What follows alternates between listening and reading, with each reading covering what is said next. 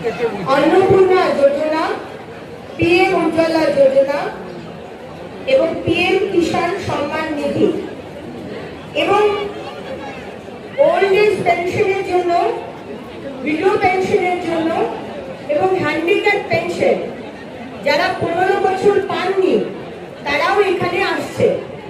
আমি তাদেরকে বলতে চাই যে 15, 16, 17 এই 3 দিন নতুন করে যারা পান পেতে চান ওল্ড এজ, विडो এবং হ্যান্ডিক্যাপ, তাদের ফর্মগুলো এই 3 দিন দেওয়া হবে না।